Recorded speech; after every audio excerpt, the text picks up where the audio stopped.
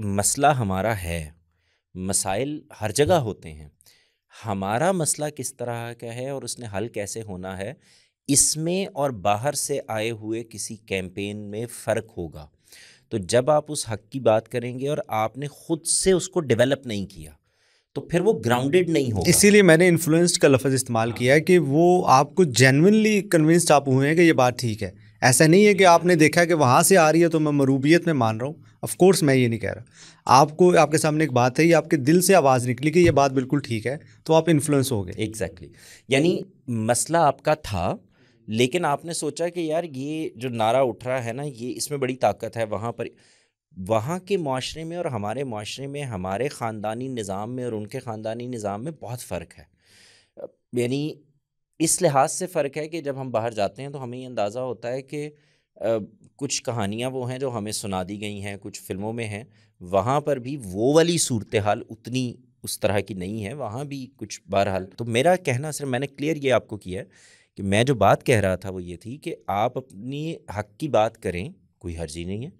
आपको तय करना है कि कहाँ आपके साथ ज़्यादती हो रही है। मैं कुछ कहने वाला होता ही नहीं।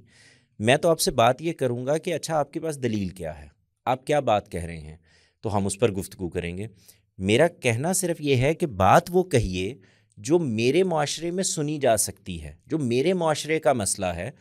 आप जब यहाँ से उठाते हैं तो वो औरत जो वाकई किसी इस्तेहसाल का शिकार है, वो औरत जिस पे वाकई कोई प्रॉब्लम हो रहा है, जो जिसको वाकई इन मुसीबतों से गुज़रना पड़ रहा है, आप उसकी आवाज़ नहीं बन रहे होते।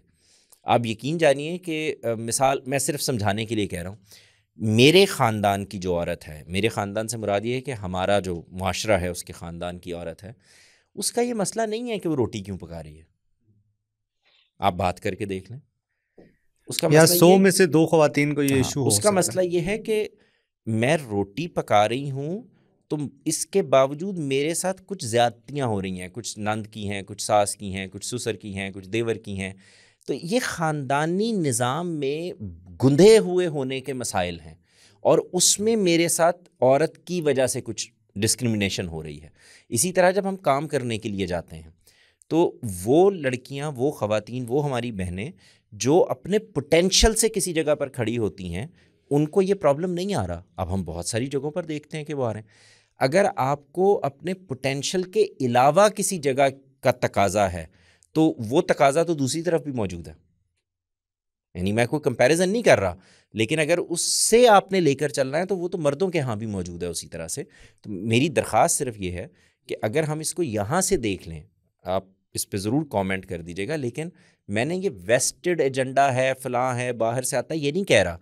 मैं कह रहा हूँ बाहर एक तहरीक चल रही थी, उस तहरीक को एज इट इज़ रेप्लिका के तौर पर उठाकर यहाँ पर इम्प्लीमेंट करने की कोशिश की जा रही है, जो मेरे मसाइल वो जो हैं भी उनके साथ भी जुड़ नहीं पा रही। And with all good intentions to yes, मैं किसी की इंटेंशन पे तबसरा ही नहीं कर रहा। मैं ये नहीं कह रहा कि वो बेहूदगी लाना चाह रहे हैं, वो फलां लाना चाह रही हैं, मेरा मसला ये नहीं मैं है। चाह रहा हूँ इसको पॉइंट आउट होना चाहिए कि जो ये कहा जाता है कि ये लोग जो है ये फॉर एग्जांपल फंडेड हैं, वेस्टेड तो इंटरेस्ट तो चले फिर एक पीछे की बात है, ये एजेंडे पर है और ये फंडेड हैं, तो इसको कमर मैं तो ये कहूँगा कि फ़र्ज़ कर लीजिए थोड़ी देर के लिए कि हैं, मैं तब भी नहीं कहूँगा, उसकी वजह कि मेरे पास सबूत नहीं है और मुझे ये सिखाया गया है कि बात तो मैं उस पर करूँगा जो वो कह रहा है, इसके पीछे मैं क्यों जाऊँ।